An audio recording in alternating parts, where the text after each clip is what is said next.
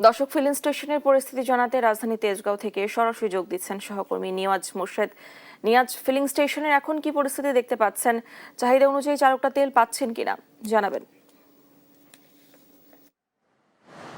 না, কিছুক্ষণ আগে আমি সাতরাস্তায় যে সিটি ফিলিং স্টেশন রয়েছে সেখানে আমি ছিলাম এবং সেখানে আমরা ঠিক 10 মিনিট আগেই কিন্তু সেখানে আমরা যে তথ্যটি পেয়েছি তাদের তেলটি শেষ হয়ে গিয়েছে এবং তারা আজকের দিনে 9,000 লিটারের মতো তারা আপনার তেল পেয়েছিল ডিপো থেকে এবং সেখানে আমরা অনেক বড় লম্বা লাইন দেখে আসছি এবং তাদের আসলে তারা বলছেন যে তাদের যে ধারণ ক্ষমতা যেটি ছিল সেটি আসলে শেষ।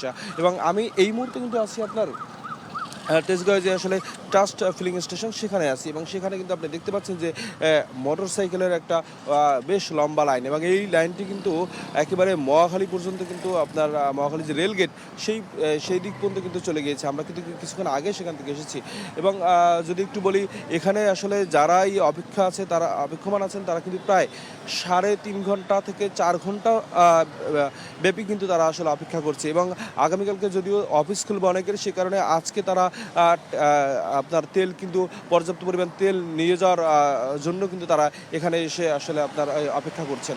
এবং যদি একটু বলি যে আসলে আজকে কিন্তু আপনার বিদ্যুৎ জ্বালানি প্রতিমন্ত্রী কিন্তু আজকে বলেছে যে তারা কিন্তু প্রতিদিন কিন্তু সরকার প্রায় 167 কোটি টাকা আসলে ভর্তুকি দিচ্ছে এবং সরকারের পক্ষ থেকে কিন্তু এর আগেও বলা হয়েছে যে একেবারে আপনাদের এপ্রিল পর্যন্ত কিন্তু আসলে আপনার জ্বালানি তেল মজুদ রয়েছে এবং আপনার কোনো ধরনের কোনো আসলে সংকট এপ্রিল মাস পর্যন্ত থাকার কথা নয়, এমনটি তারা কিন্তু জানিয়েছেন। এবং সেই সাথে কিন্তু জ্বালানি মন্ত্রী কিন্তু বলেছেন যে আজকে কিন্তু একটা কথা বলেছেন যে যেহেতু আপনার এই তেল নিয়ে কিন্তু একটা কালোবাজারের একটা প্রভাব রয়েছে এবং সেটি তারা আসলে দেখবেন বিষয়টি আর কি তারা কীভাবে আসলে এই কালোবাজারের প্রভাব থেকে আসলে মুক্ত করা যায়।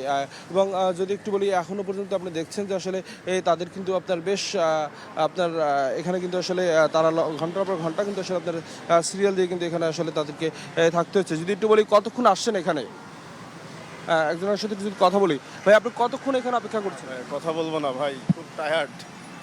কতক্ষণ ধরে আসেন এখানে?